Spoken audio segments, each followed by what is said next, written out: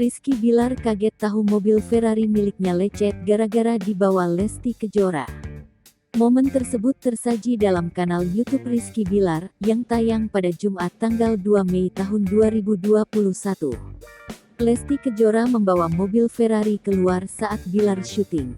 Namun, mobil yang dibawa Lesti menabrak di pinggir jalan dan lecet karena kesulitan mengemudi. Saat tiba di lokasi syuting, Bilar langsung menghampiri mobil yang dikemudikan calon istrinya. Dihampiri Bilar, Lesti langsung menceritakan kondisi mobil calon suami. Ia pun meminta pada Bilar agar tak marah padanya.